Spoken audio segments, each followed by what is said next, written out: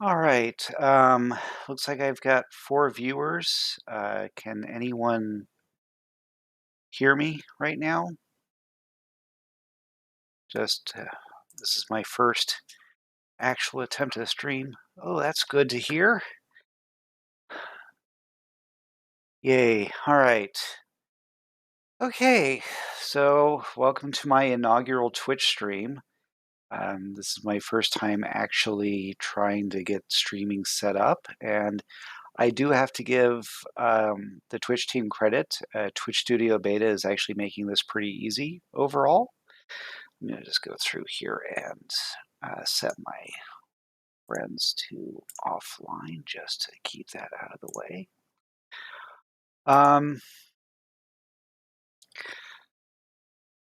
So I guess a quick intro. My name is Michael Russell. I go online by Romsteady pretty much everywhere. I was the QA manager on this game. It was a bit of an interesting experience. This was also uh, the last released game I ever worked on in the games industry. Um, uh, I've worked on about 24 games as time's gone on, but you know, such is such is life. I've moved on to a bigger and better career, um, and you know, that's pretty much it. Um, Basically, here's my goal for this and the next few streams. I'm going to go through. I'm going to play through the game. Um, it's going to be the first time I've really played through the game in its entirety in 14 years. While I'm going through it, I'm going to go through and just basically try and share whatever tidbits and trivia I can. Um, and hopefully just have some fun. If there are questions, feel free to ask in the chat. I will answer um, as appropriate. And the big first thing I can tell you, the reason why the menus are all messed up here in the intro. Yes, I was there up until episode 2 was shelved. Um, um, I guess I should start. SiN episodes really was kind of a interesting use case. Every single marketing foobar we could have made, we made. SiN episodes was plotted out to be a trilogy of trilogies. So the first arc, episodes 1, 2, and 3, were going to be essentially Roddick's story. Um, Episodes 4, 5, and 6 were going to be more of an internal drama type thing within hardcore. And episodes 7, 8, and 9 were going to conclude the story for Alexis Sinclair. And there were a lot of things that were going to be going on. Episode 2, when it got shelved, was about I'd really say about 25 to 30% done. The story and story beats were pretty much set. Generally, the idea is that Victor Roddick's. By the way, I'm going to pause here for just 1 second and say I just saw that Night Dive Studios is going to be going through and doing kind of a SiN remaster, and I'm wishing them all the best. The early trailer and everything is looking good. And the only reason I'm going to be talking about any of the unreleased SiN stuff is pretty much the entire team is scattered to the winds at this point. And if there is going to be a SiN 2, I can almost guarantee it's not going to have anything about what we're going to be discussing on these streams. But essentially, at the end of episode 1, Jessica had been injected by something. from by Roddick on the helicopter. After the helicopter was gunned down, you hop in the chopper at the very end of the game. Um, the game was going to end with you landing near the wreckage of Roddick's chopper, um, because you need to get the vial that Jessica was shot up with. Um, you were going to battle your way through Syntech troopers to get to the chopper. You were going to grab the vial, toss it to one of the other troopers, and then something was going to snake up out of the ground, grab you, and pull you down. You were going to wake up in a jail cell in the Freeport City aquarium, or at least the remains of it. And then it was going to go on from there. Essentially, there was a third faction that was going to be involved at that point. Plan was for one additional weapon, potentially two in the episode. The additional weapon was going to be essentially an electric gun, something that could go through and pull power from something, store it, and then apply power to something else. There was a lot of power management stuff that was being planned in the episode. And basically, Jessica was going to be out of commission for the episode. You were going to catch up with Roddick, and you were actually going to have to battle with him along your side for a bit. There was some interesting stuff, and again, we'll go into more details as time goes on. But yeah, it was an interesting. Yeah, and to be honest with you, it wouldn't surprise me. A lot of the Ritual guys have moved on to other studios, and a lot of the ideas have that were being bandied about for different parts of the episodes, have resurfaced in other areas. Um, uh, so you're going to see a lot of cross pollination. But anyway, why are the menus all fucked up? It's because we had absolutely no widescreen monitors at Ritual. Everything we had was 4:3, and so all of our testing was 4:3. That's pretty much all there was to it. So let's go ahead and let's get started. So new game. Um, I'm going to basically just try and keep with default settings here. Just so you guys will know, the challenge marker here does two things. The first thing it does is um, at the end of each combat challenge, it determines how much health the dynamic difficulty system wants you to have at the end of each challenge. So if you're all the way up at extreme, I think the dynamic difficulty system wants you at like 10 health at the end of each combat challenge. And if you're all the way down at casual, I think it wants you at like 65 to 70 health, and just a variation through there. And give assistance is, each time you died, the dynamic difficulty system, when you would respawn, would ease off some of its recommendations. And I can talk about the dynamic difficulty system as we go through this.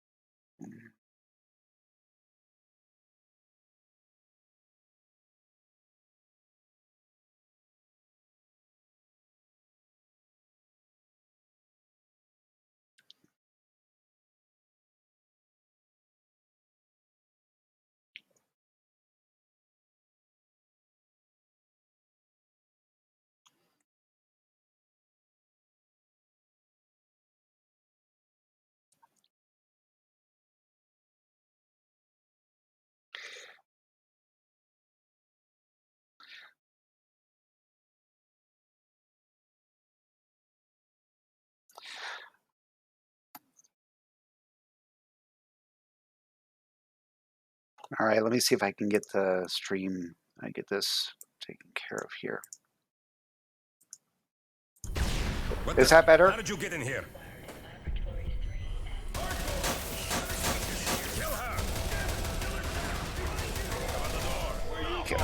Can you hear in chat? All right, let me turn it down some.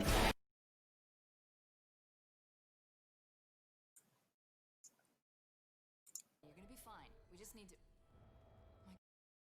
Let's get that to a little bit. We've got to get you out of here. Is that any better? We gotta go now. All right. Okay. So, a couple things. What Blade was injected with at the very beginning here was not U4. That's something that a lot of people were thinking. And it actually does tie into a little bit of the story that was eventually going to be told. We've got to keep moving. But yeah, so it's not, it's not U4. It actually does end up with a bit of a story explanation. The general idea was that there were um, at so at the end of the original sorry, it's really loud for me as well. So at the end of the original game, uh, when Alexis gets shot, there were four separate um, bits. Oh, sorry, rewind. So at one point, this actually was the freeway section on the bridge. It ended up getting trimmed out, along with about 45 minutes of gameplay that happened before you even got your first gun. Um,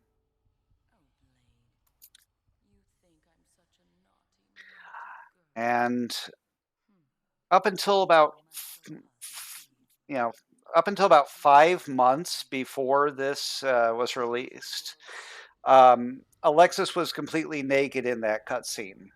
Um, um, we'd had a discussion with um,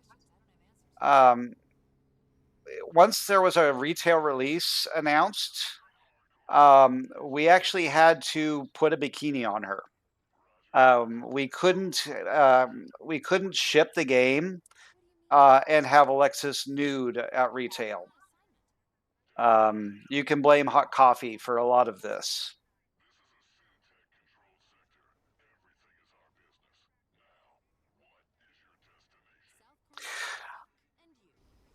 Yeah, so Lamar and Ross is where the Ritual Studios were.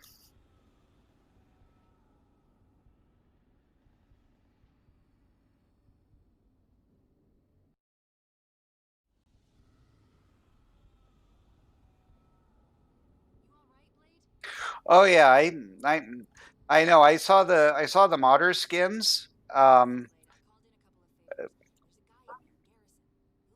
They were they were they were mostly where were they to be? And here come.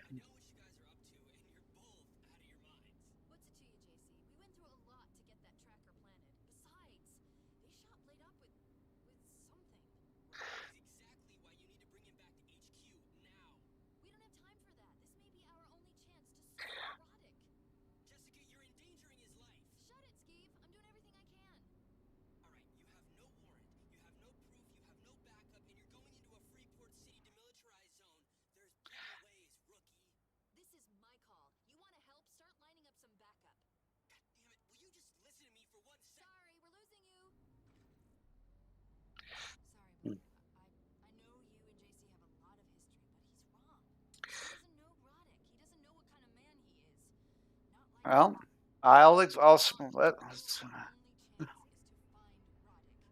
okay. So I'll get out and I'm going to explain. I'll explain what I can for these guys. So let me. So I'll explain what I can here.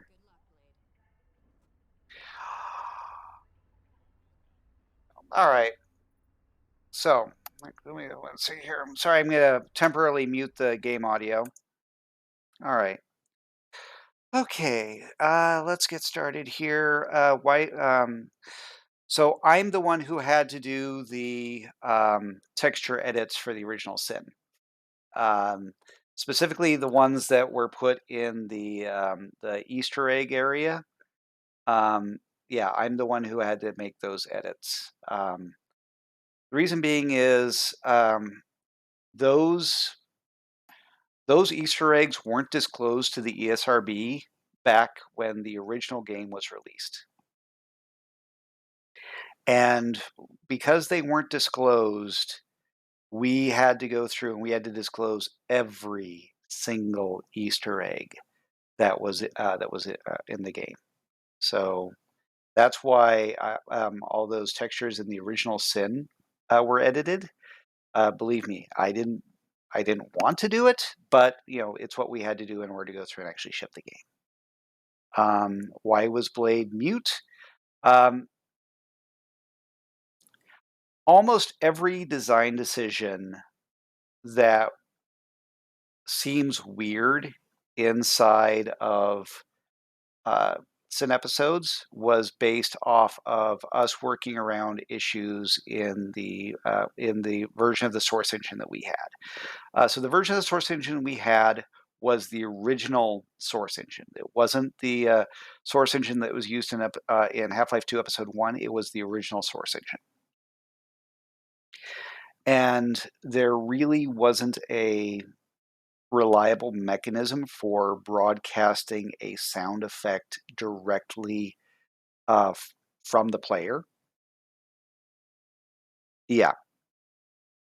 Actually, we had a newer version than the one from Vampire the Masquerade. Vampire the Masquerade, that was the version before before release, um, not the version uh, that was before Half-Life 2's release. Um, I think they actually had their fork almost a year before Half-Life 2's release, and we're working from there. Ours was the last version of Half-Life 2 that was released before Episode 1 was released. Um, so uh, Blade, um, uh, Blades, the codec calls where we had the little barks. Those started going through and getting some in, but given that we weren't able to even get that working reliably until about 6 months before ship. There was a lot of just basically technical constraints that led to us having Blade mute for the first episode. We did have a lot of multiplayer barks recorded. I think we had about 40 different multiplayer barks recorded by the actor for Blade, and he did a lot of work to try to get things ready. Basically the hope was to have um, the hope was to have a sorry, the hope was to have a basically a multiplayer arena mode, but obviously that never happened. Um, Other issues for almost 5 months, um, Blade had fists in the game. Um, and you may notice that he doesn't have fists in the game now. The fists were in; they were working completely fine. It was actually the melee code inside Source was a nightmare to try to decipher. Um, Basically, whenever in the initial version, whenever you would punch, it would leave a crowbar decal where it would hit. You'd get the poof, and just every single thing that we tried, if I remember correctly, We just the original source for the source engine was it was really the Half-Life 2 engine. It was really designed for Half-Life 2 um, uh, as a game, and so when Blade would punch, that was you know uh, trying to decouple him punching from every other melee attack was just a nightmare, and it ended up getting the feature ended up getting pulled from the game specifically because of all of the bugs related to trying to decouple his punching from the rest of what happens with melee.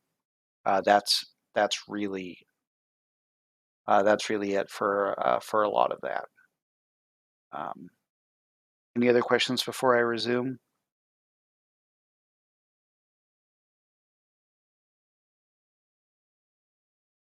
All right, let's get going here.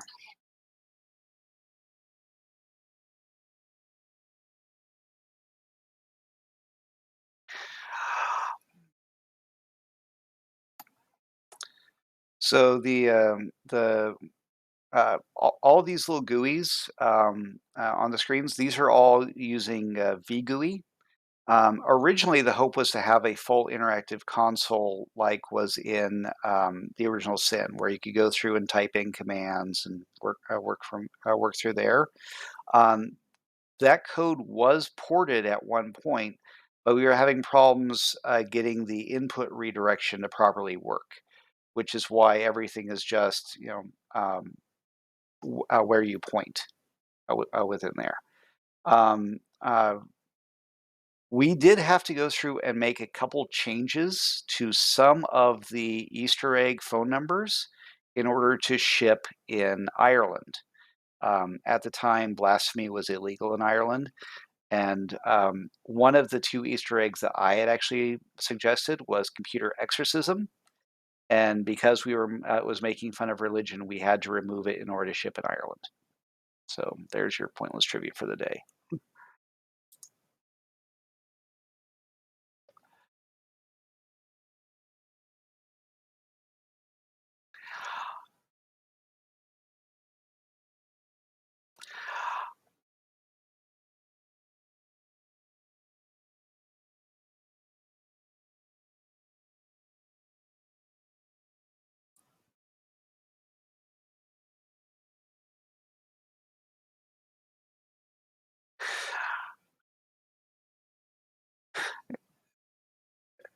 Garrison and Martin were going to turn into a running gag for the first three.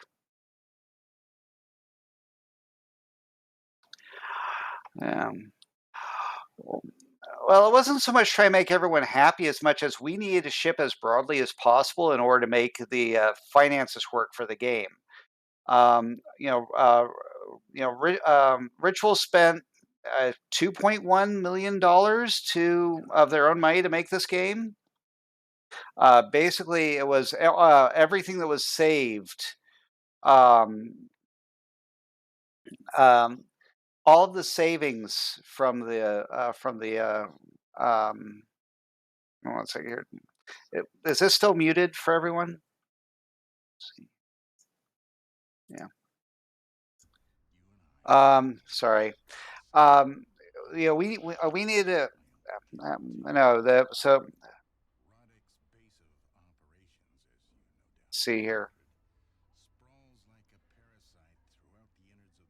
Is it still muted? I unmuted the audio source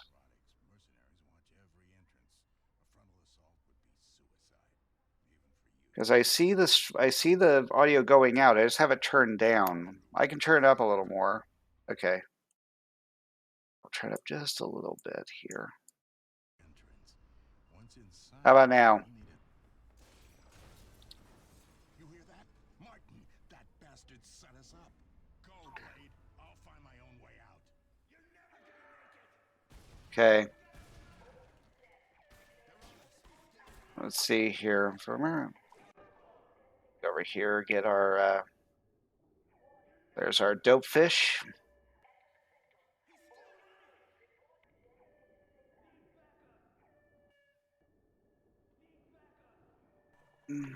Yep, Doefish lives.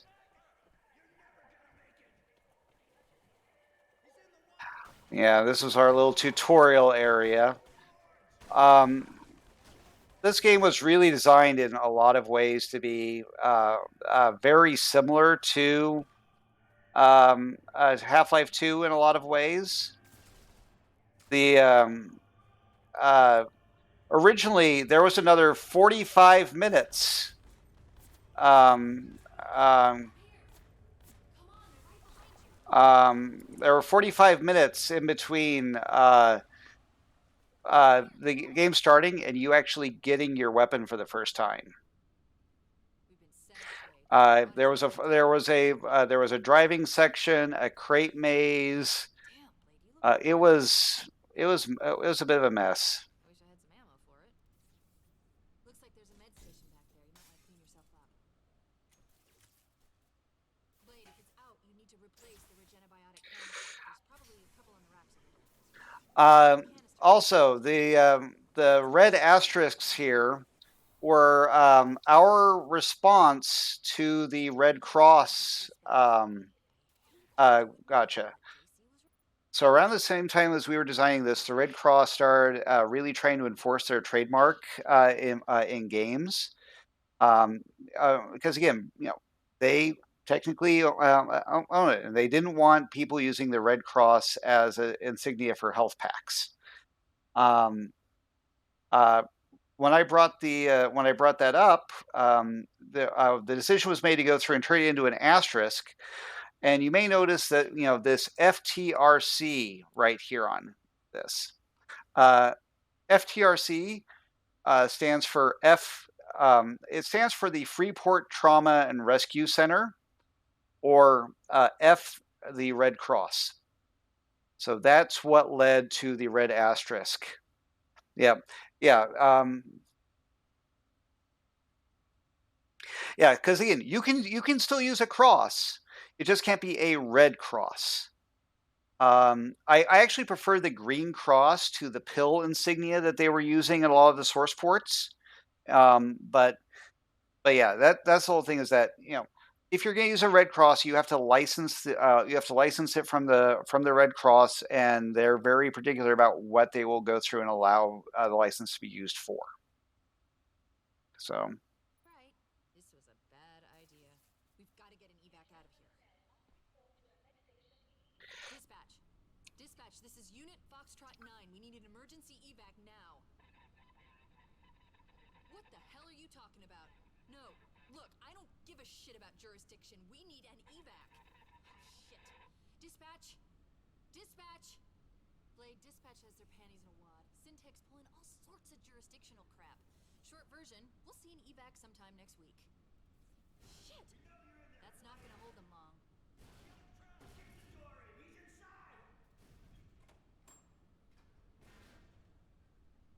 You go on ahead, see if you can get into the lab. I'm gonna head back to the car and see if I can establish an uplink with JC directly. He'll get us out of here. I'll meet back up with you as soon as I can. Keep yourself alive, Blade.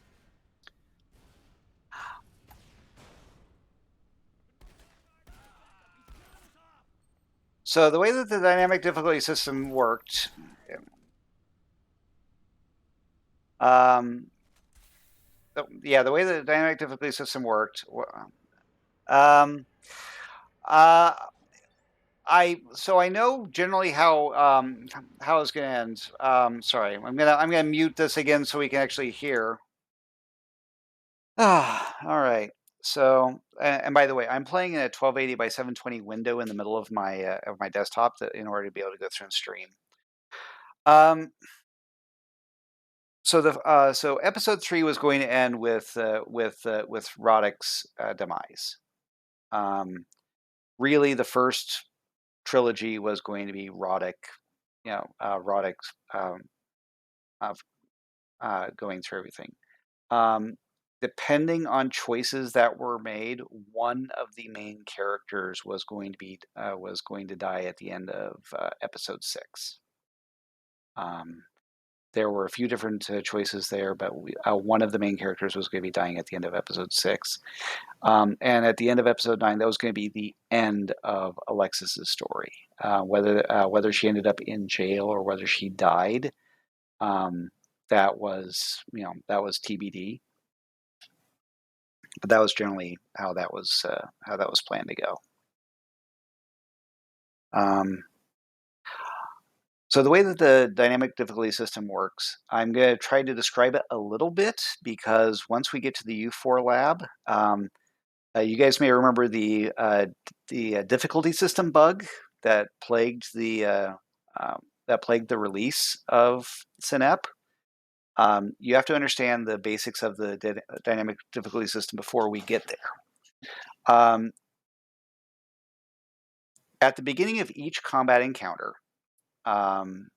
there's a series of advisors that inside the dynamic difficulty system. And each one goes through and says, based off of your health and whatnot, based off of your health, based off of your ammo, based off of the amount of time that you've spent playing, these are the things that would make me happy. So like one advisor may say, I want, he's having too easy of a time, so I want increased health for the enemies. Or, hey, he's getting too many headshots, I want to put, he's having too easy of a time killing these guys, I want to put helmets or armor on the enemies. Or I want to increase the ammo drops or decrease the ammo drops, or increase health, decrease health. They had these they had these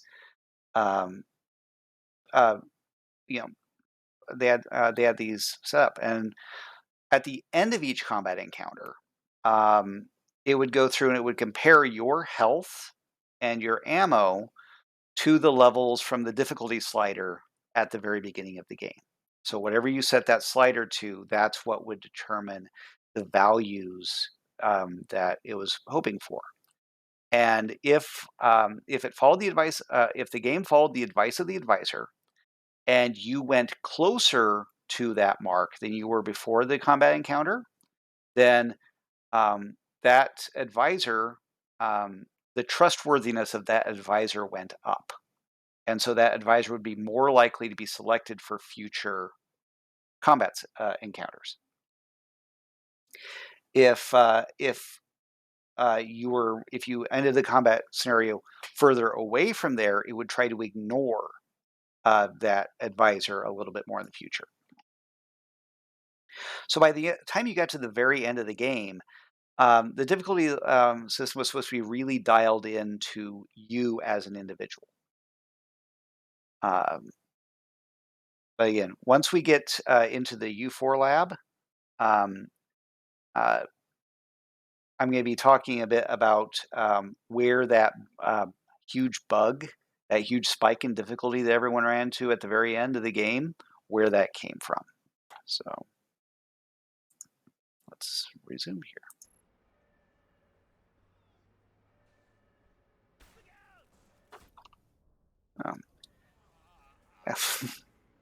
That's what I get for talking.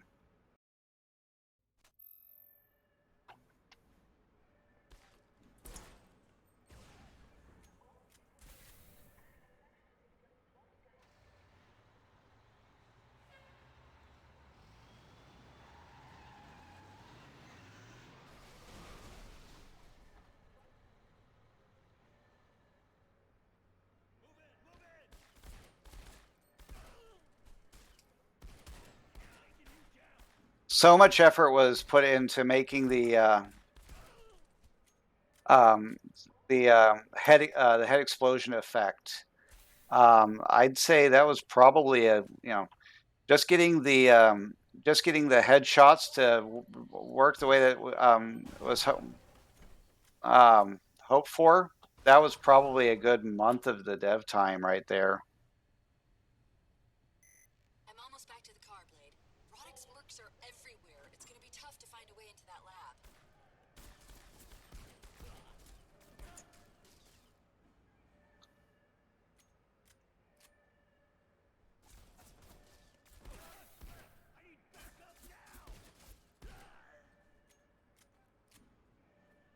It's been so long since I've played this. I don't remember. Kind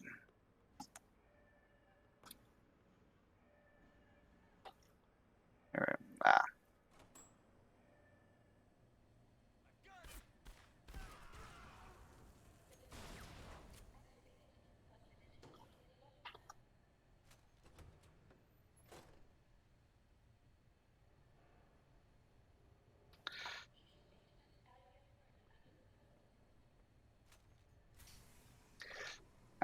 Yes, this whole thing.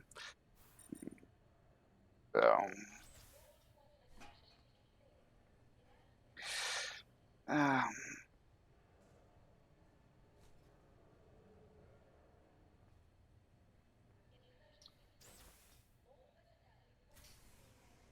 did you ever see the quick concept work that went into SiN Reborn on the Doom 3 engine? Um,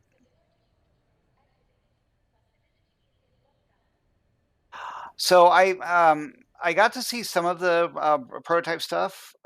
So I joined. Hey, Blade. Jessica finally got the uplink established. Guess she's not as useless as I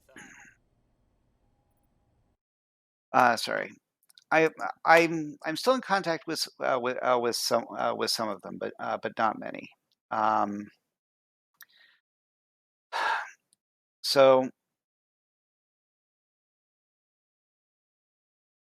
so the first few years after um, after after my departure from Ritual, I had a lot of hard feelings, both towards Ritual and towards the industry in general.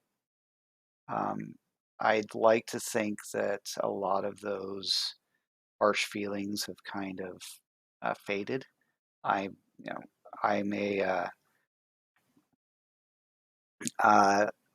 you know, you know, but you know, I still have some, I still have just some general issues. I mean, I for a lot of the for a lot of the things that went wrong with a lot of things, I ended up having, even though I wasn't at fault, I had to throw myself on the sword for a few things. Um, and it, you know, it's part of being management. You have to go through and do what's best for the company.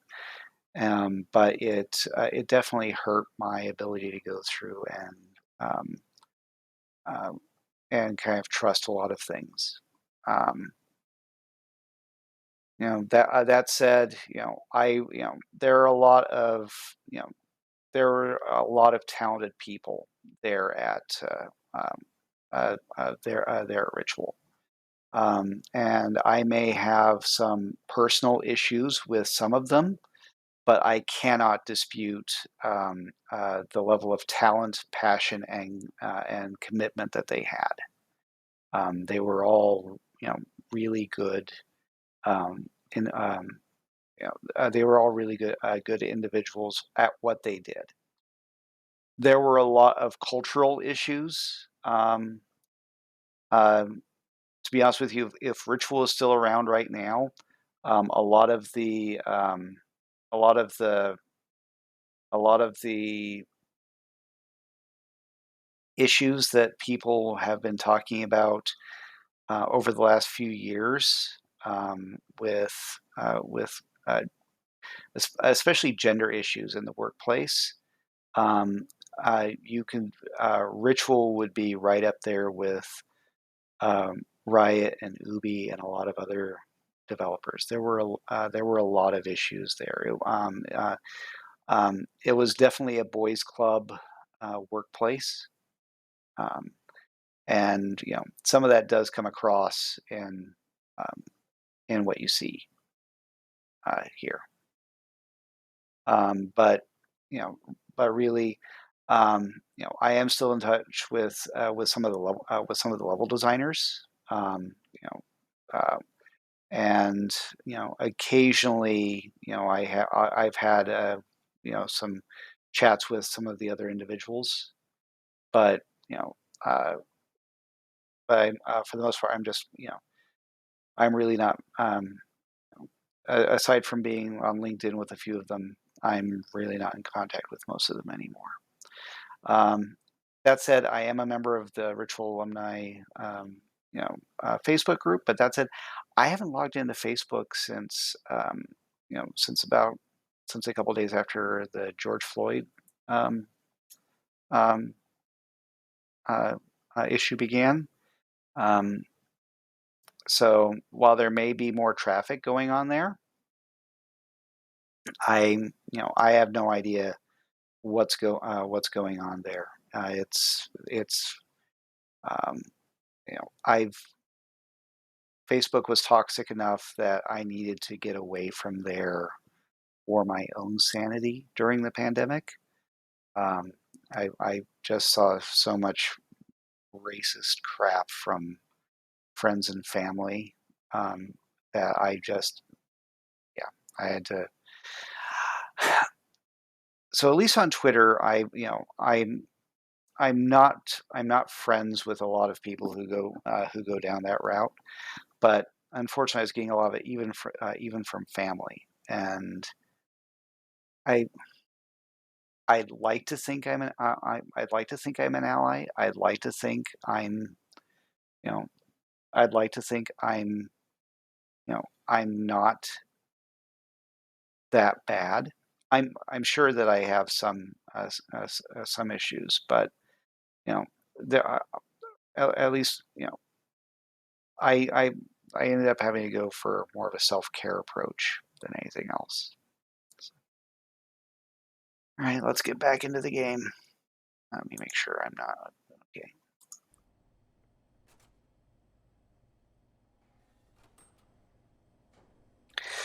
All right. Let's see.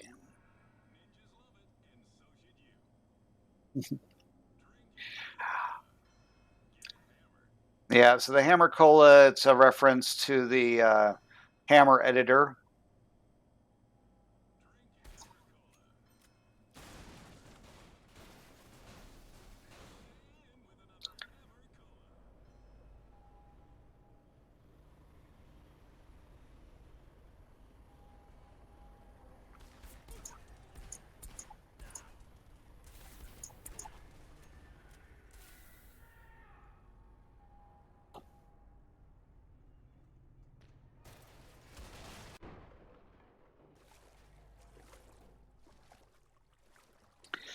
I can never remember which way to go in here.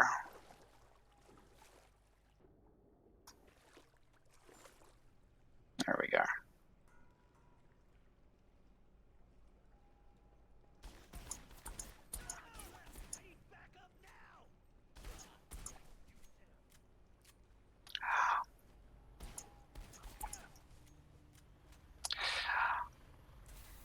Yeah, the decapitations were one of the things that I really, were one of the things I really hated that we had to remove for the German release. There were so many this weird little things we had to do in order to ship in Germany. I also hated the fact that we had to go through and remove the. I hated the fact that we had to remove the um, some of the animations from the airborne enemies, from the flying troopers.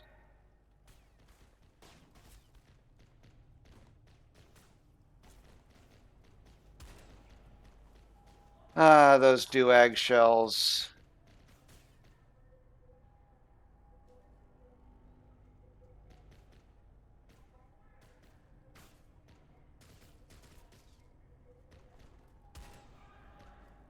It has been way too long since I've played through this.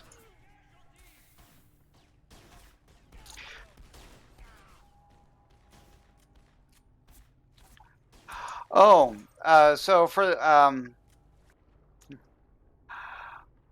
I think there's another. Was he over here? I'm trying to remember where the other. Um,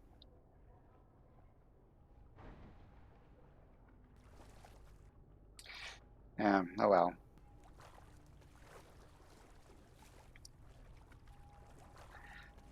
So the dynamic difficulty system that got reported within a okay. Sorry.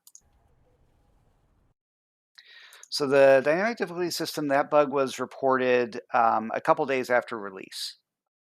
It was found after release, and I guess I should go through and try and explain the entire thing that led to it now.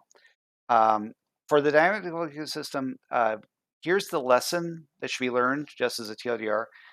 If you're writing tools for game development, zero out your memory before you go through and fill it in. That's the root cause of the issue.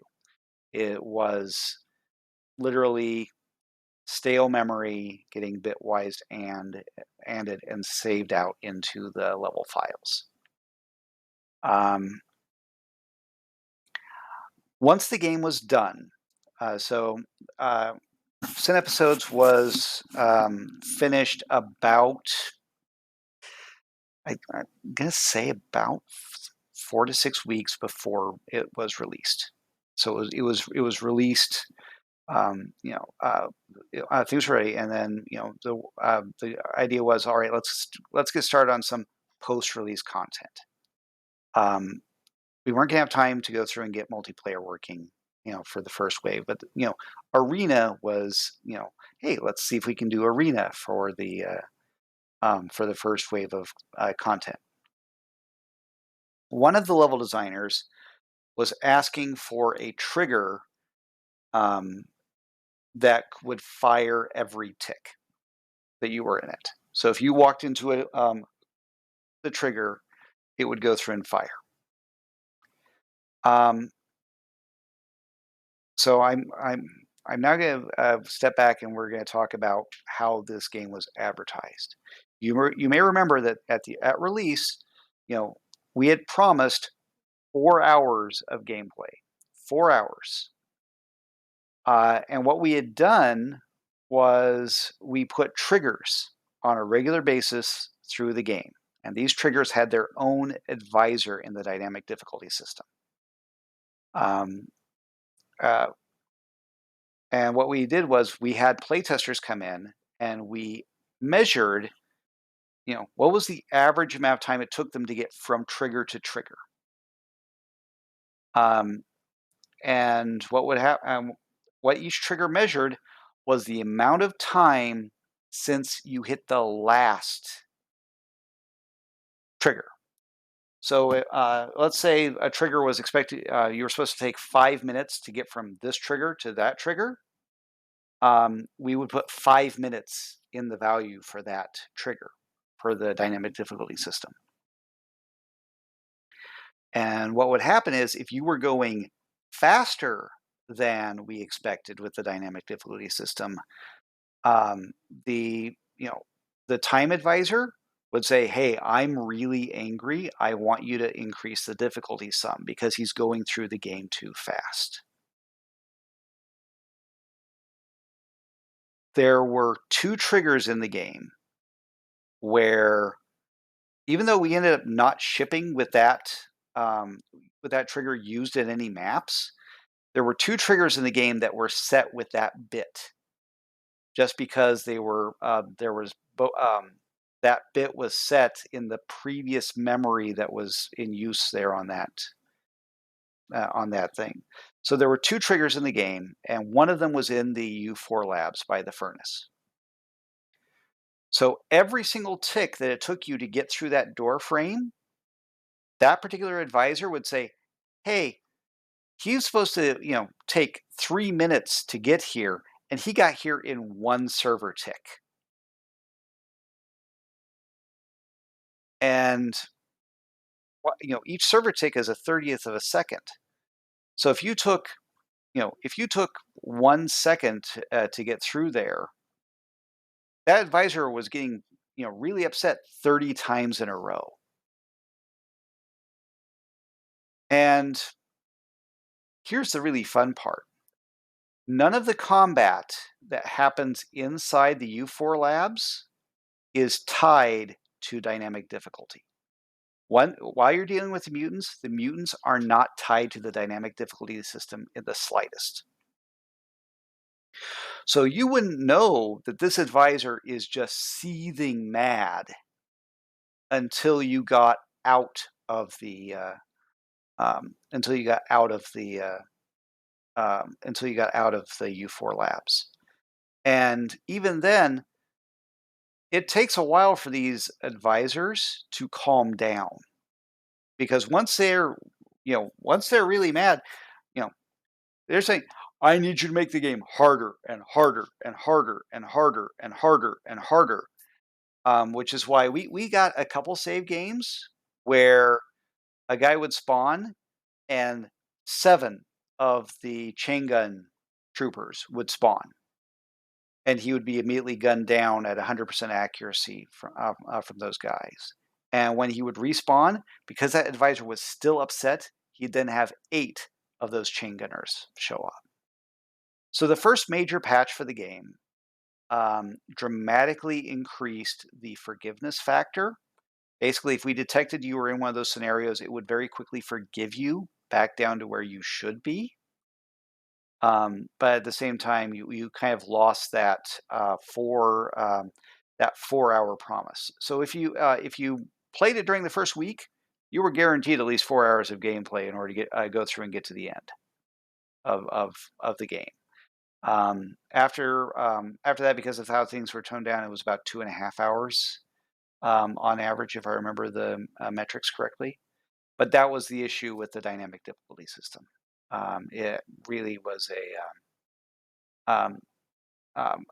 it was because uninitialized memory was being ANDed, and there were 2 specific places in the game that would go through and trigger that. Any other questions I can answer for you?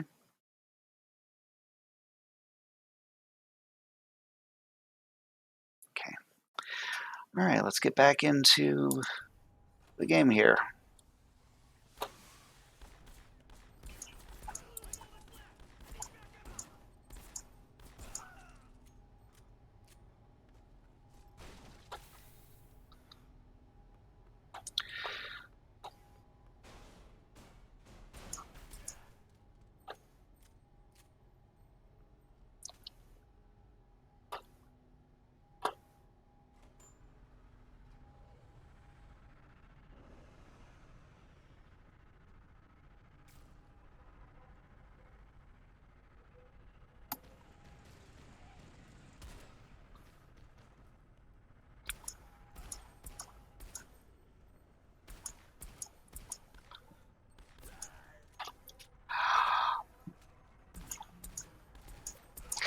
So in one of the early playtest builds, there was 45 minutes worth of gameplay before you got even your pistol for the first time. You were driving, you were doing a crate maze, all sorts of fun stuff. There you are. But yeah, it was not a pretty. It wasn't pretty during that period of time.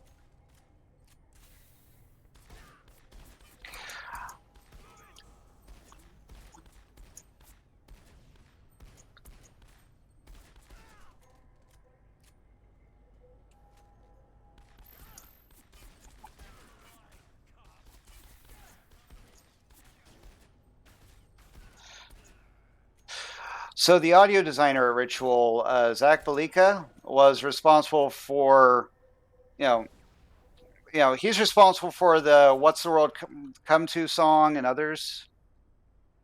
Yes, you didn't have fists. 45 minutes of, it was some platforming, some other stuff, but yeah, it was.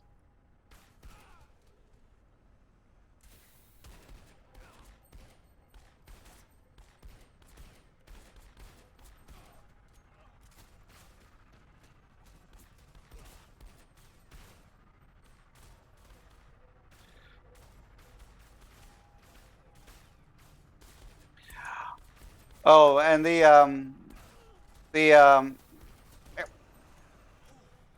Yeah, we had to remove that effect for the German release.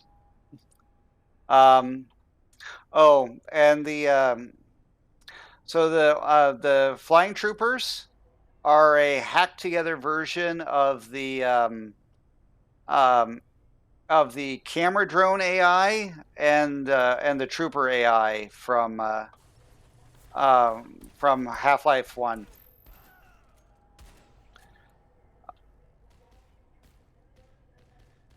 There you are.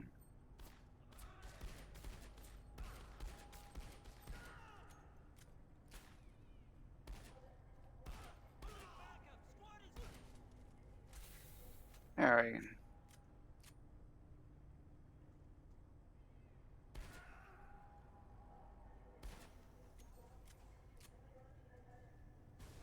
So there were a lot of different tunables that the dynamic difficulty system could use. Oh crap! The most common, reaction time was one. Damage, accuracy, um, um,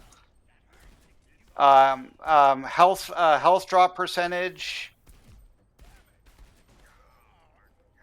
Um, yeah, the flying around on fire after their shot. We had to remove that for the German release. The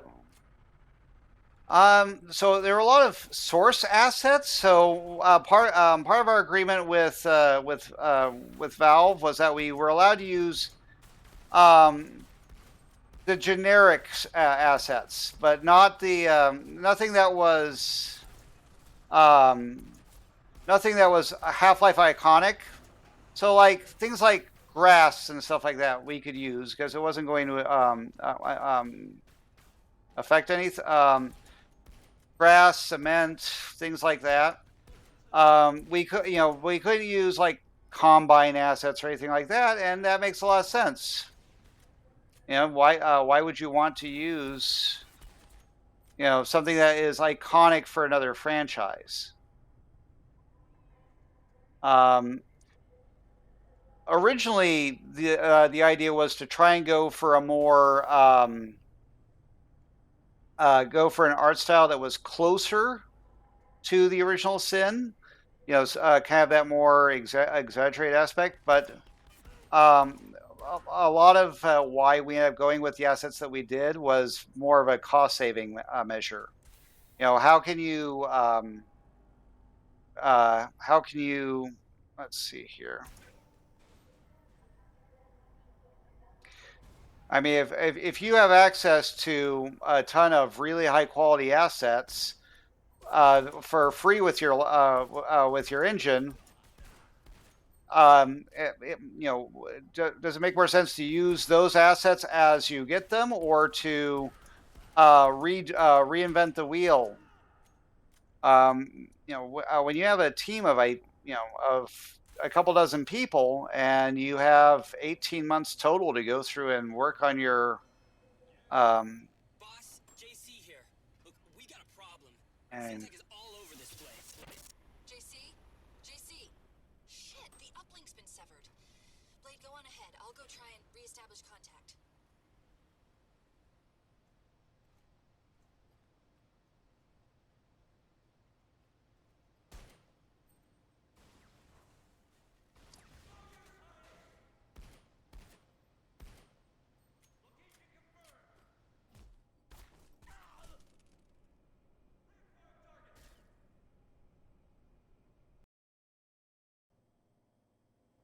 let's see here.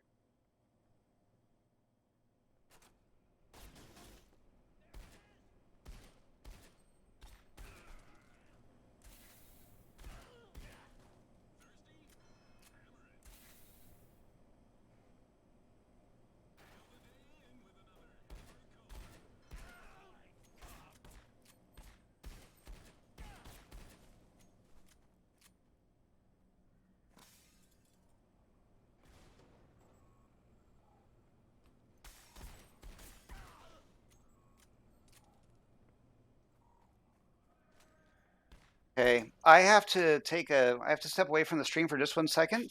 I will be back in about, I'll be back in about 30 seconds.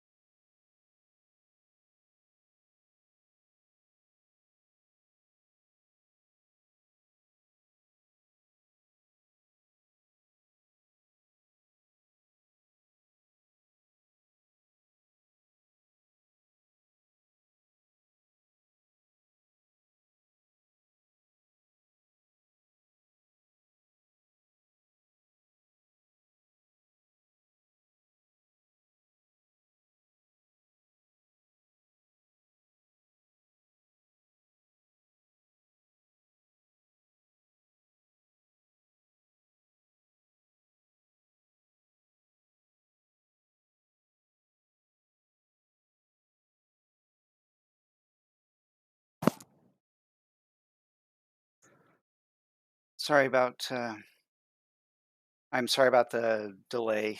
Um, I'm on call at my I'm on call at my day job, and it's always fun to try and balance things.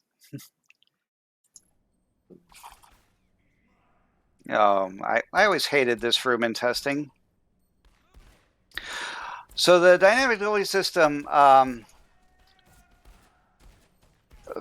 part of the reason why the dynamic delivery system was so hard to test was because as a test team, we got very used to the difficulty level, and so because we were so used to the game and the levels, it the the game was properly bouncing to us. So we felt the difficulty. Um, but you know, but it also made it very critical that we get new playtesters on a regular basis. And we weren't always able to get them in. In addition, when we had playtesters in, um, we had to um, we always had to stop them in the U4 lab because we didn't want the entire story and everything getting out. Um, that said, the if any of our playtesters catch this um, from back then, uh, they can go ahead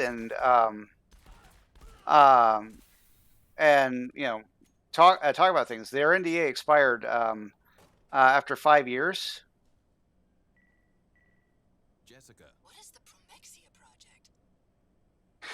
Um, yeah, so the Promexia project was going to be have the large overarching story in the game. I'm gonna just I'll tab out here for a second.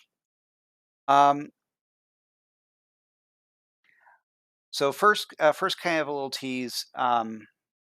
If you remember at the end of the original SiN, after Alexis was getting teleported out during that cutscene, um, it it's her rocket split into four. But you also know that Blade's bullet went through her dematerialization. The general idea that was being played with was that each of those four rockets that fired off had a redundant version of Alexis Sinclair in it. But the bullet going through the dematerialization led to um, led to some elements being off in each Alexis to some extent. So part of this is how do you go through and reunify um, Alexis. And there are actually 4 different Alexises in the game. Yeah, corrupted or copies. The one who's at the one that you encounter at the very beginning is the physical manifestation of Alexis, back from one of those. And in the lead up to this episode, Blade was trying to go through and was still trying to go through and track down Alexa, because he had heard that she had resurfaced, but he was trying to go through and get her back, because again, she got away. One of the copies of Alexis crashed into a data center, and that, as far as anyone knew, that it was an empty capsule. Immediately prior to episode 1, one of those capsules was found, and Blade, came in contact with that capsule, and one of the copies of Alexis is now in Blade's head or body, I guess. So the hallucination that was happening at the very beginning of Alexis in her bikini was basically kind of her, an aspect of Alexis.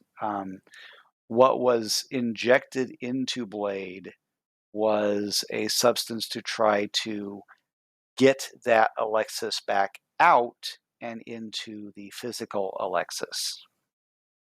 So that's what was shot into Blade.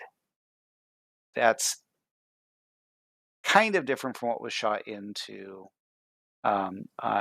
Jessica.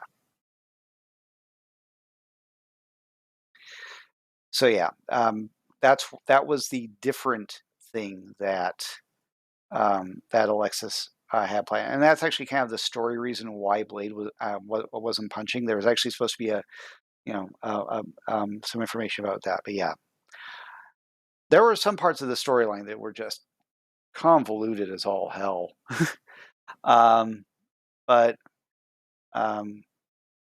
yeah, so the digital Alexis, the Alexis that you see at the very end on the tower, and that you encounter in the U4 lab, that's a distinct Alexis. That's the Alexis that crashed into the data center.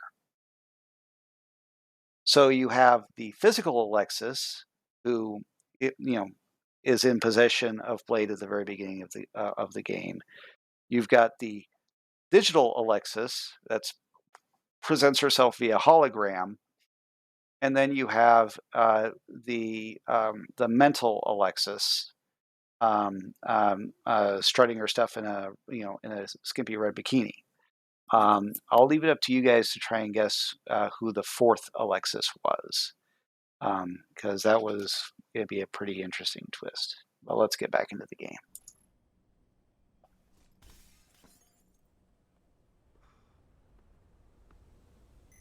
There we go, Blade. Connection reestablished. JC's back online. Come in, JC. Hey, boss. Syntech stonewalled every attempt at an evac authorization, so I'm trying to hack into their system now and see if I can just be a little more persuasive. I'll keep you updated. Come in, Jessica. Those generators look like they're putting in serious overtime. That's a lot of wattage for an area this small.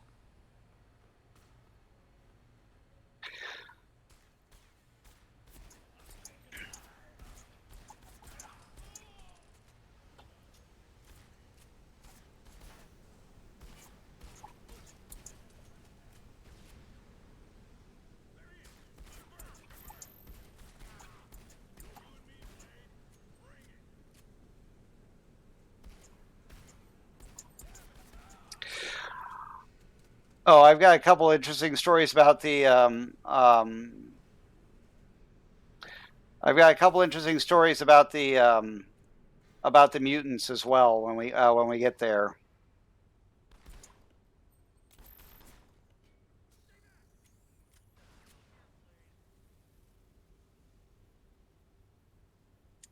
Thermite is fun.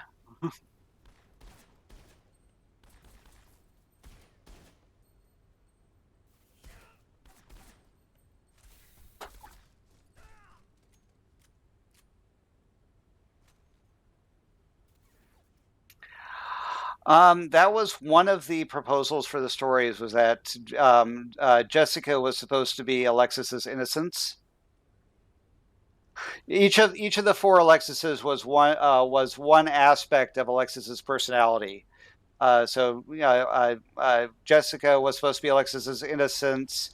Holographic Alexis was supposed to be um, um, her uh, her scientific know-how. Um, uh, uh, Bikini Alexis was supposed to be her her sexuality, and physical Alexis was supposed to be um, um, her her business savvy and her criminal know-how. Basically, everything else.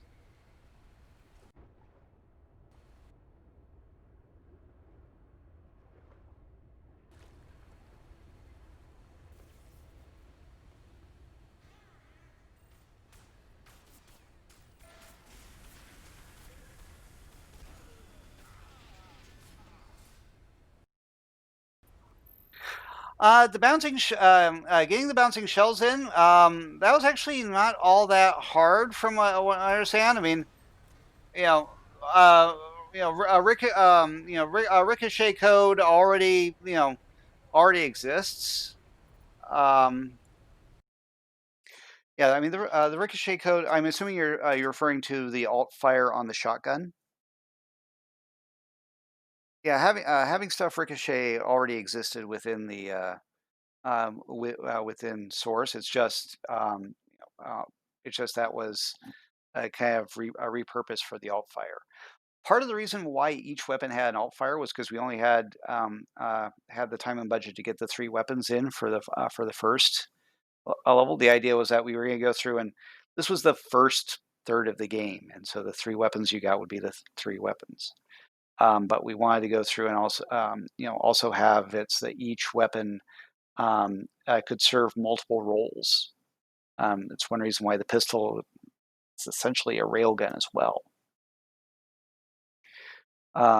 For the shotgun, so it's still one of the best shotguns in video gaming, and um, the alt fire turned it into a great flat cannon as well. Any other questions I can answer really quick? All right, let's keep going.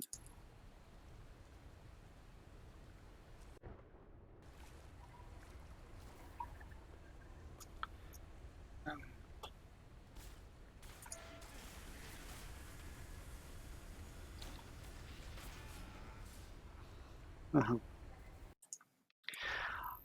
Uh, yeah, yeah. I mean, there was a lot of small tweaks compared to what we had in Half-Life 2, but you know there was a lot of code that was an attempt to just reuse what we could, so it wouldn't be the same.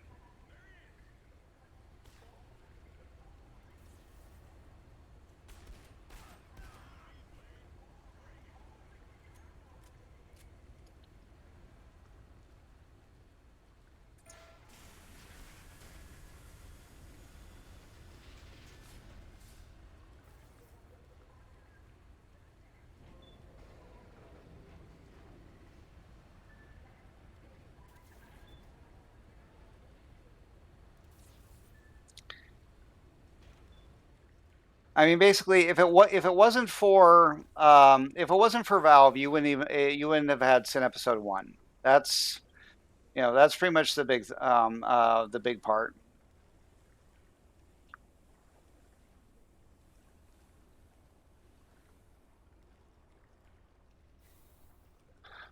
I'm just gonna.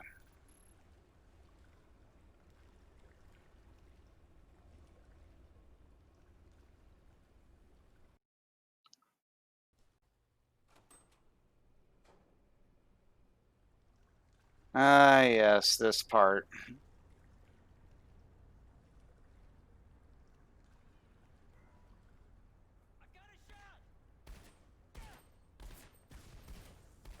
So this is one of those areas where there's actually an infinite difficulty spawner. Enemies will continue to spawn until you pass a trigger up here that disables the spawner. So it's vitally important that you get up here as quickly as you can.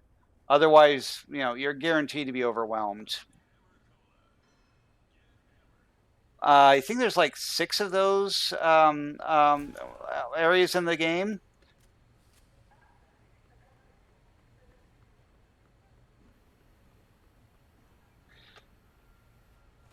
And if I was doing good, we'd have. If I was playing well, we would have shotgun troopers out by now.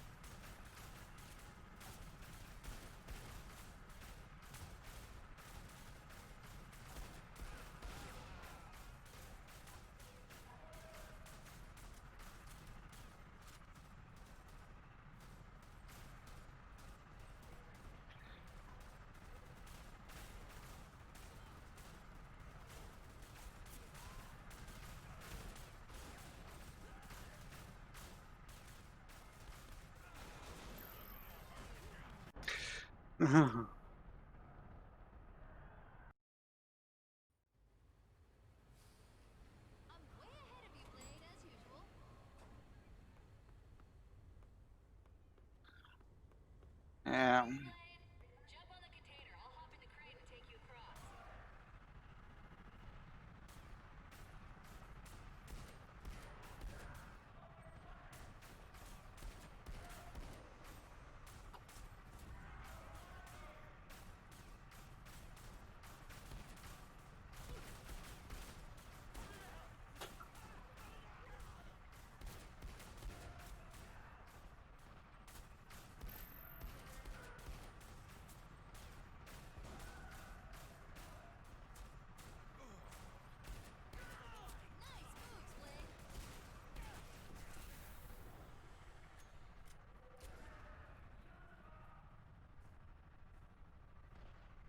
Sorry.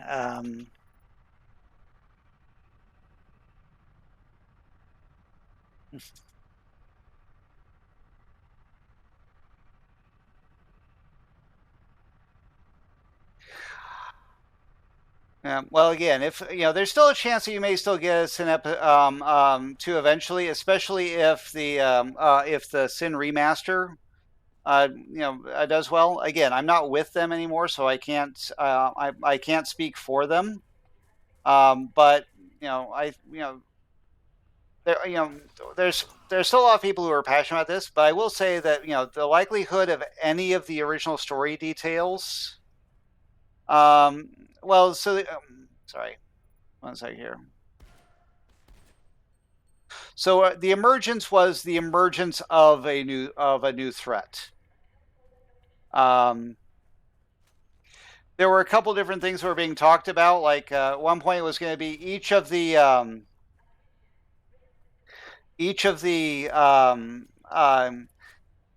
games was going to be a so you could tell them so they could say in order each of the new names would be the next letter in the alphabet. So like SiN episodes free fall, Blah blah blah blah blah. Just find some way to go try and keep them in order. Again, that was one possibility. Doesn't mean that's what was you know fully going to happen. That's it. Blade, get down to the U4 lab. I'll get JC online.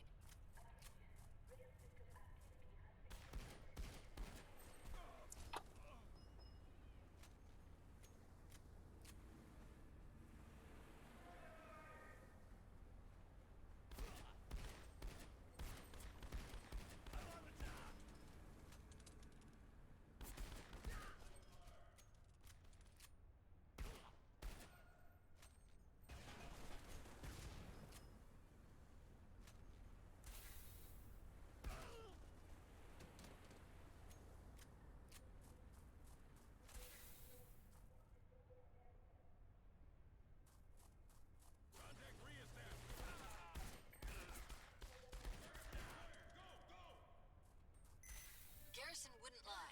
Not about this. The entrance is there.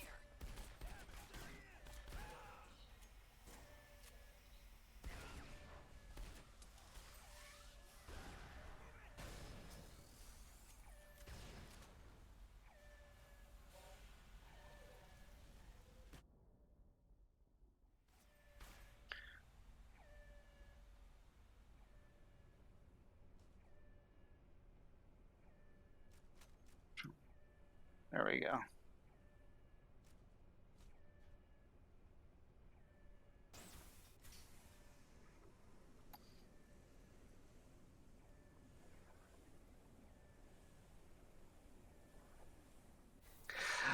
Yeah, all the full story a reason I should have thought um Roddick would have a secret entrance. He always did have a flair for the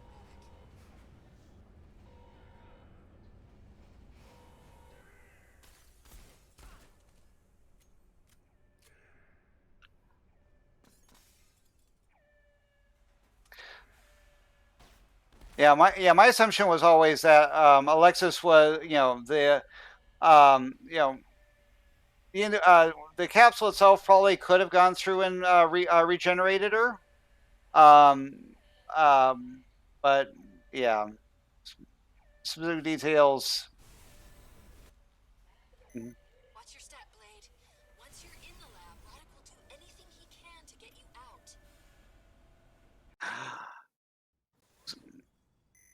Listen, So at one point there were going to be some optional goals inside of Synap as well. Um, uh, that we're going to go through and trigger things. At one point during that initial drive to the docks, um, there was a homeless guy. You were going to be parked next to the homeless guy for about 30 to 40 seconds while there was a plot dump going on, and he'd be begging for change. If you rolled down the window and gave him change, later on in the game, he would go through and open up an alternate pathway for you. And there were lots of little things like that that were planned. It was that whole, the story kind of was supposed to kind of go where the community choices went. It ended up not happening that way. Um, uh, you know, the only things that were getting uploaded were your completion times and difficulty stats, scores. Um, None of the choice-based stuff made it into the shipping game. The idea was to go through and really kind of double down on some of those in episode 2.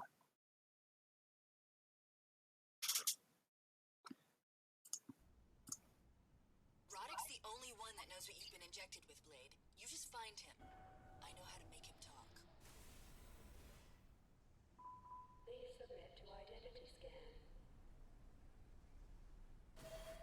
Warning. Wow, look at that force field. That's part of a CX-37 setup. It's pretty advanced gear for a place like this. Now, hacking that'll be tough, but not impossible. Biggest problem is that the U4 lab is on a secure network, so you're gonna have to patch me in.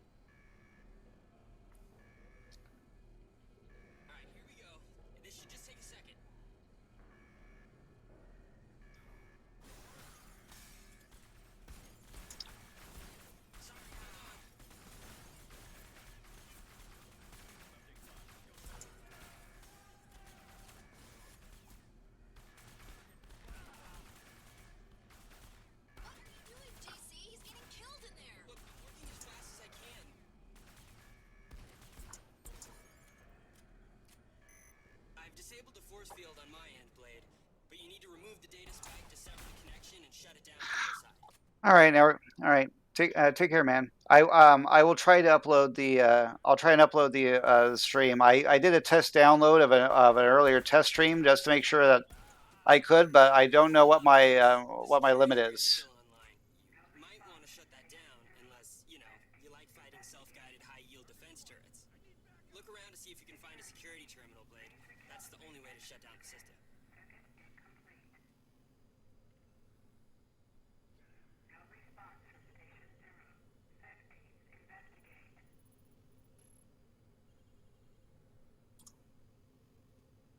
Yeah, I'm gonna get to the mutants, and then I'm probably gonna stop for the um, right.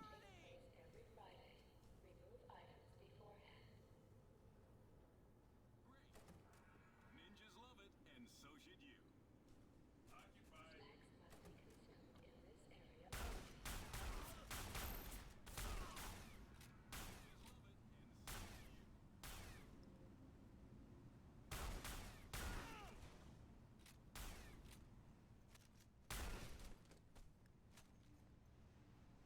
I still love this shotgun.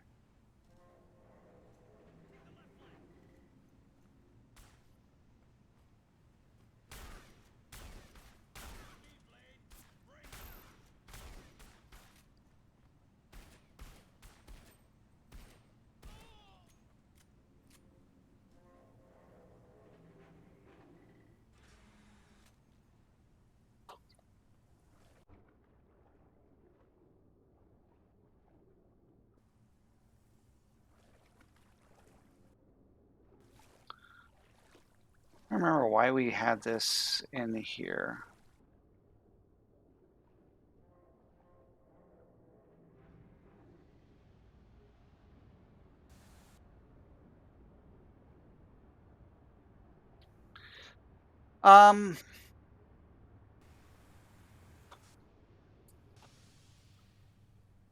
So I'm sure there was what was a way to go through and do here secret levels, but again, we were really capped for time.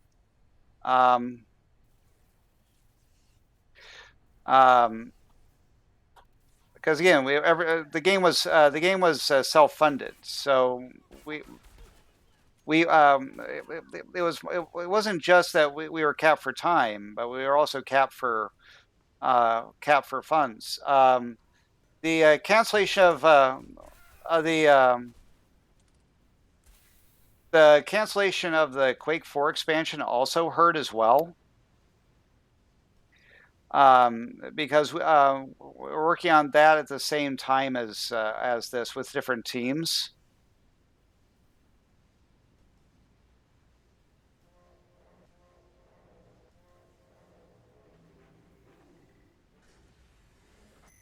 Well, we're officially screwed. Syntax claiming domain interest or some shit like that. Bottom line, we're not getting an evac, Blade. At least not anytime soon.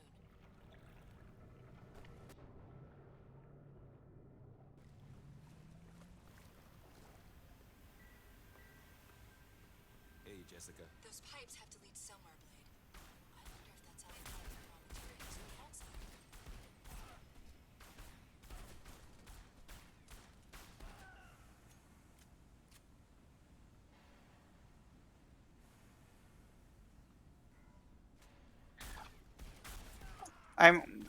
As far as a way to go through and do hidden levels and the like, each each trigger can point to its own level. So as long as you had a way to go through and have the as long as you had a way to expose the to have people get to the trigger.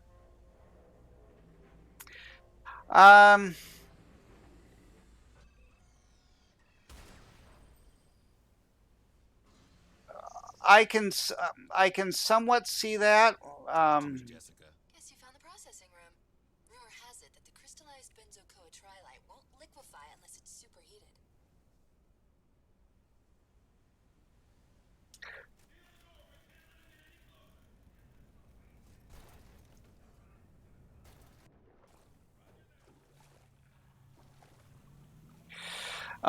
All right. So so this green stuff is the U4, and originally there was a lot more that was planned to do with the U4. In the final game, the way that the U4 works is that uh, as you are in it, it slows down your time step. But if you are in it for too long, it will kill you. Um, in It was originally designed so that the three different types of mutants that you encounter, the little balls, the little crawly guys, and then the large guys, were supposed to be phases of a life cycle. And so what happened is that if the green gas was released next to them, they would mutate to the next stage of their evolution.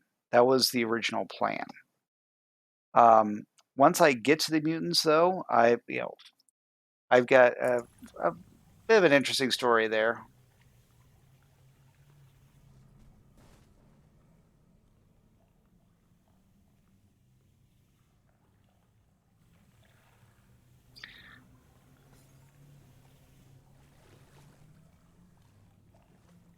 Trying to remember where to go out here. It has been so long since I've played this. I am completely out of it.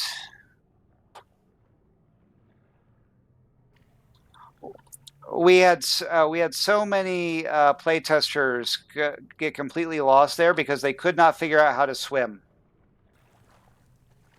And swimming in first-person shooters is still the number one um, cause for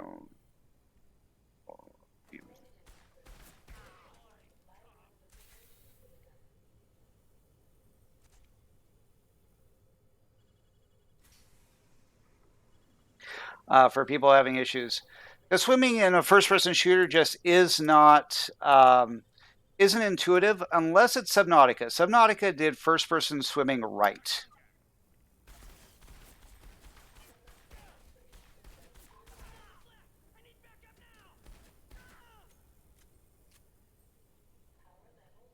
Um, I mean, Subnautica has its own sets of issues, but as far as as far as their swimming, You're they near nailed the fuel it. processing chamber, Blade. You go in right now and you'll get incinerated before you reach the other side. So you'll have to shut down the heat coils if you want to get through.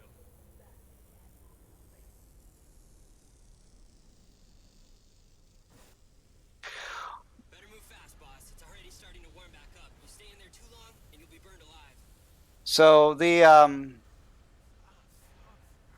I screwed that up. So the door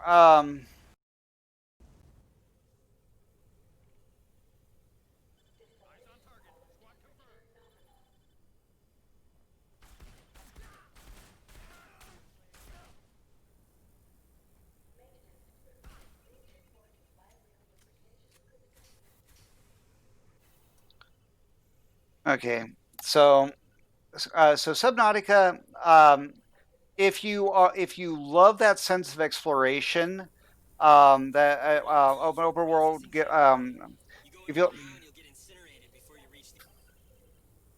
if you love the sense of exploration that an open world game gives you, with a fully designed world and an actual end goal, Subnautica is a great experience. Um, you know, it's it ends a bit weak. There are some great critiques on YouTube that you can find of it, but I would say if you're going to play it, go in blind. Um, just be aware that things may be a little bit wonky at times. So you'll have to shut down the. I don't want to deal with it. Coils if you want to get through.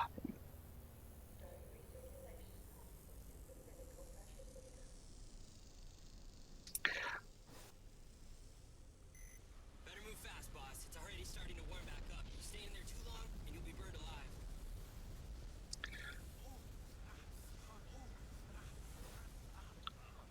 All right, so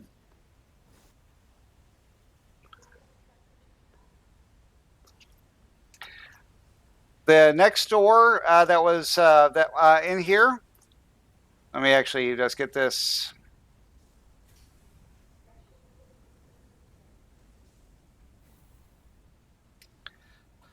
So the next door up here was actually the first of the two doors that triggered the dynamic difficulty bug.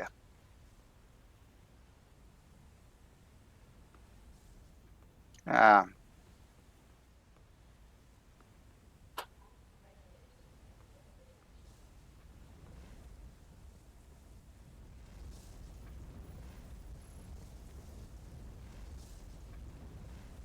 yeah, we had one person who stayed by this. We had one person who he got to this door and he didn't pause the game. Instead, he left himself at this door because right now I'm actually right, even though I'm touching the door, I'm in the dynamic difficulty trigger. The trigger extends just slightly out from the door. He stayed there overnight. He got to this point, he left the game unpaused, and so he had 16 hours of basically 30 ticks per second, the dynamic difficulty system just getting angrier and angrier and angrier. And it led to him just getting absolutely demolished. And to his credit, he was still able to get up to the Syntech tower, even with the difficulty stuff getting that insane. So mad props to that guy. But yeah, that was a intense intense issue. But yeah, just staying at the store with the game unpaused, that would have triggered that.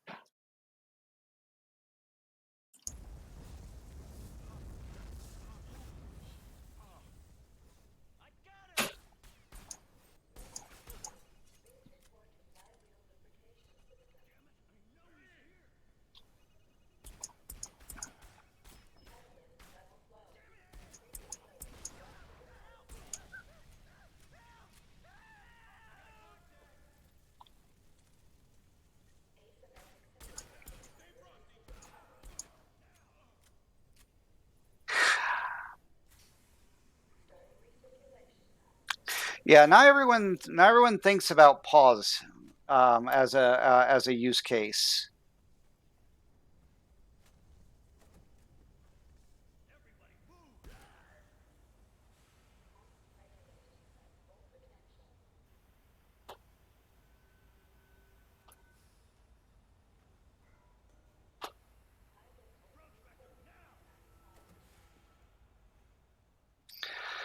All right, so the the mutants.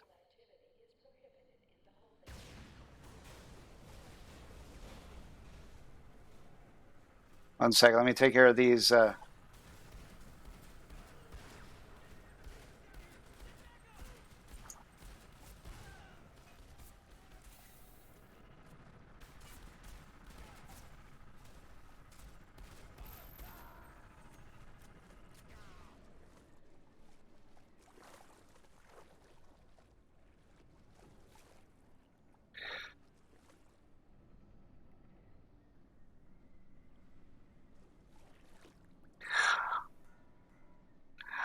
So the level designer behind this map didn't want to have to keep mucking with it.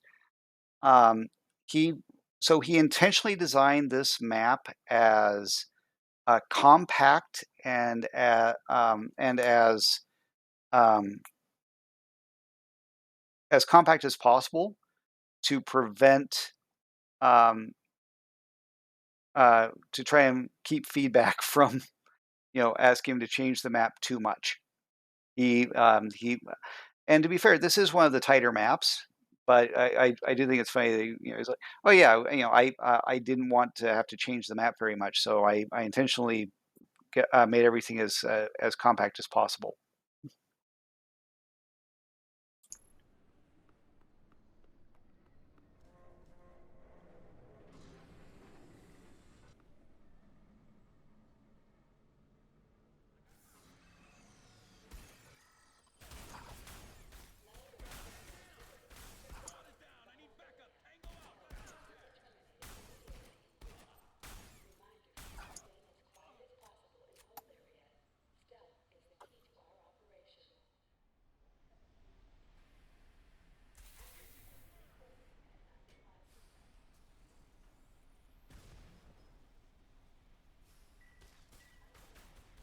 I know you're listening, Jessica.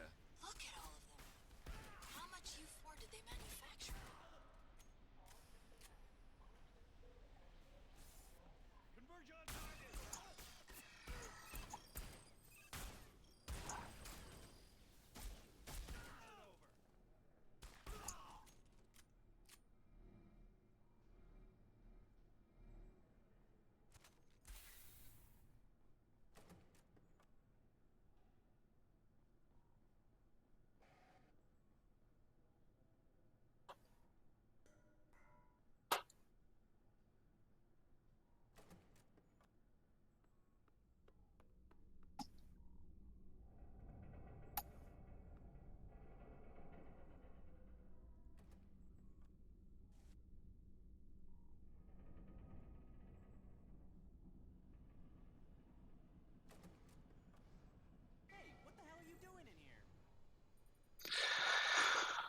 So one thing you may have noticed is that all of the well, not everyone got it, but the giant mutants are all walking penises.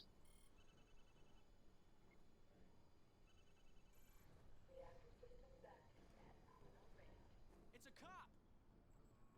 We've got an intruder in the main lab! Security! My God! You don't know what you're doing! No! No! Hey, you don't belong here! He's got him! But yeah, they're all walking penises.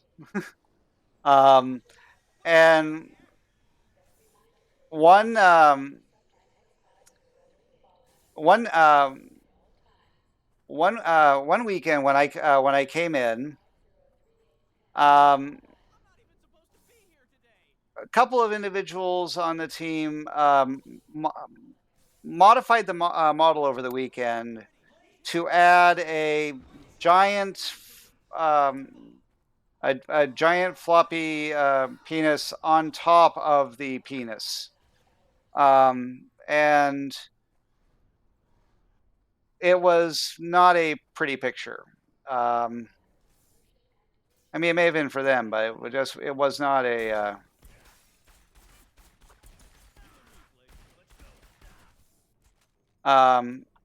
It took a week of fighting to go through and get them to actually remove it. Another force field. See if you can find the control panel, boss. I'm on it. Give me a minute.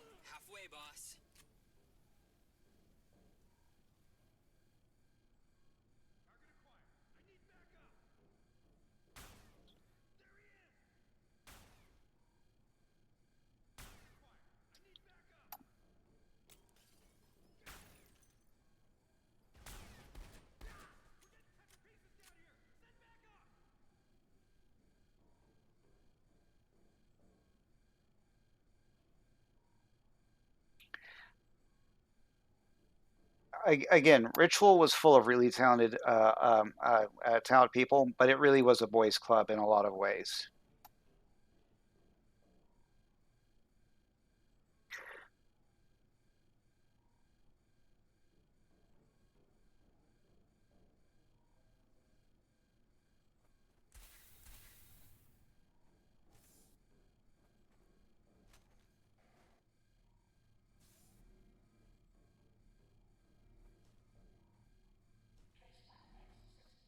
All right, the guy's stuck up here. This is something that we didn't really discover until after that there were sometimes the pathfinding would get it bugged.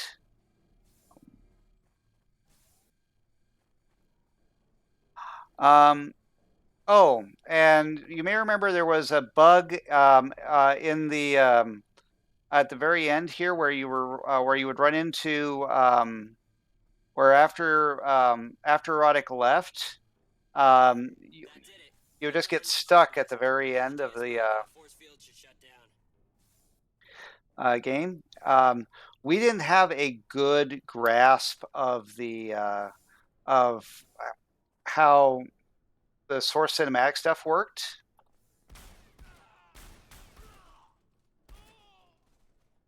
And as a result, when Gotta find some way to open those cargo doors. because we didn't have a good grasp of how it worked, we didn't know about the source about that speedrunner trick that people would do, where they will go through and they'll bump a prop on top of someone in the middle of a cinematic to get them to move ahead faster. We weren't aware of that. So what would happen is there were ways that you could go through and actually make it so that um, Roddick would um, skip over his trigger that was needed in order to go through and advance the scene.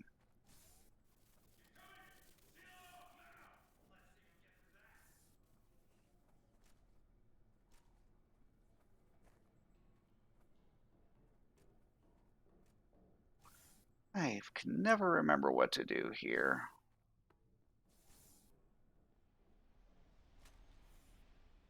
There we go.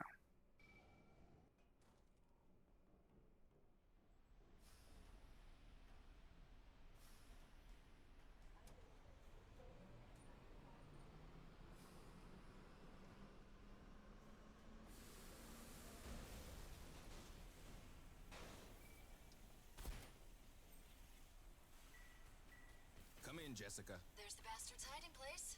Don't let him out of there, Blade. Blade.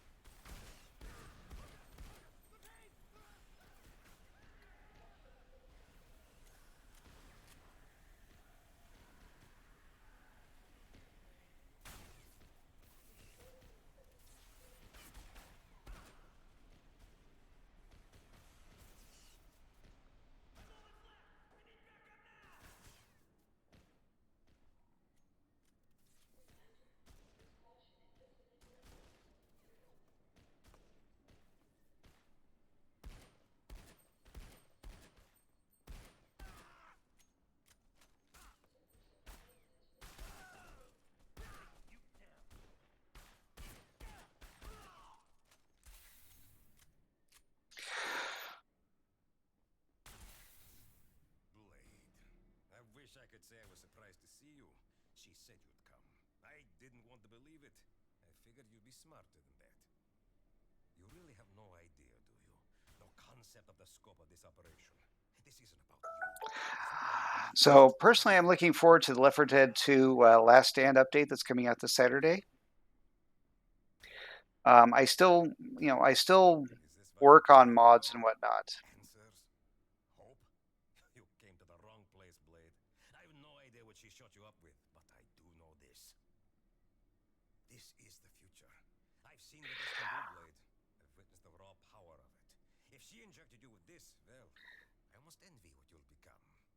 Almost. Get my sub ready. This isn't over, Blade. Believe me, I'd like nothing more than to finish what you started. But my job here is done, and for the moment, I have more pressing priorities. Yeah. Just between you and me, I hope you find what you're looking for. You can trust me on this. If you somehow survive whatever Alexis has planned for you, we will meet again. So yeah, in episode 2, Roddick was going to be missing one of his lower legs, but you were actually going to have to fight alongside him to get out of the aquarium. John, John, John. It's nice to see you again. Though it did take a little longer than I expected. I'm not often disappointed. But still, I need you to understand something. I have plans for this city. I have a vision. And for now, Roddick is part of that. I cannot let you interfere. Oh, John, what's the matter? Afraid? Worrying over what's pumping through your veins? Again, you disappoint me. And here I thought we had an understanding. I didn't inject you with mutagen, Blade. It's too crude and primitive. Besides, I'm not sure you could handle the power. I did, however, give you a very special gift, Blade. A catalyst of my own design. It's a way for you to unlock your true potential, so that you can truly understand what I aim to do for the world. Oh, John, don't look so grim. I can show you a glimpse of your future. I can offer you a taste of the power you will wield. If you wanted it that badly, you didn't need all this mindless destruction. All you had to do was ask.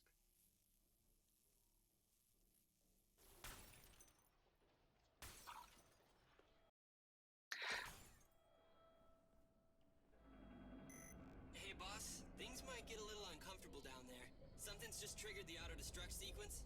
That entire lab's gonna blow.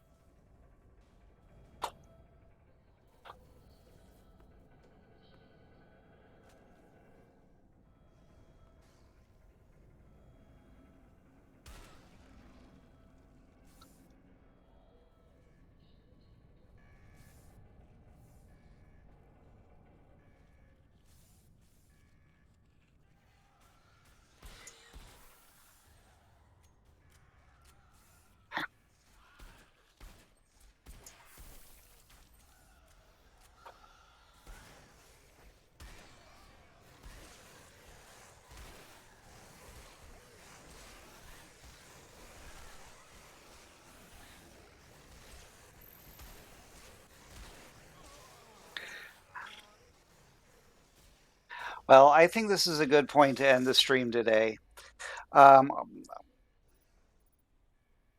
so let me get back here to.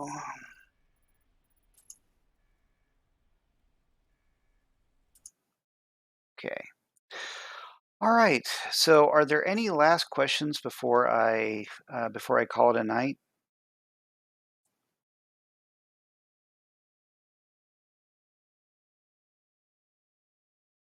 No problem. Yeah, I'm gonna see how often I can go through and do these.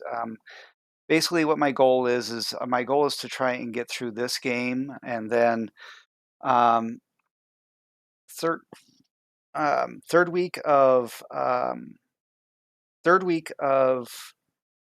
October, I'm going to be traveling to go get the rest of my belongings to my new home in Vegas. I've had stuff in storage for almost a year now that I need to get, but that includes all of the other games that I worked on. And my hope is I want to go through and basically stream the things I worked on or things that were adjacent to what I worked on, and kind of tell some of the stories from behind the scenes. And hopefully we can get more.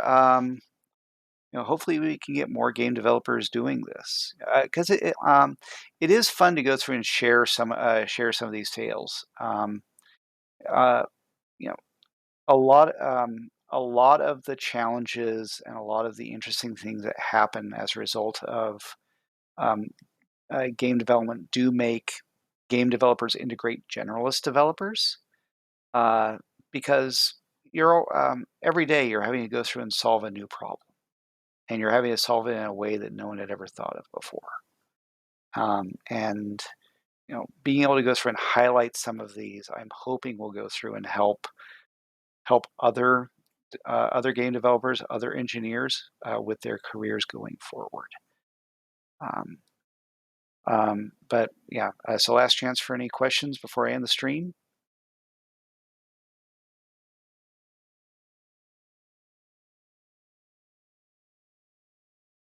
But again, I want to thank everyone for showing up. Having actually got up to six viewers, and I didn't advertise this. This was really a test stream. I will try and upload this to YouTube, um, and I will update when my next stream will be. So it'll probably be sometime next year. I'm on call through the 29th. The only thing that might trigger stuff is my granddaughter's having a dental surgery on Monday, and I'm helping to take care of her, so that may cause things to be a little bit tricky. But anyway, everyone have a good night, and thank you for coming out for my inaugural stream. Good night.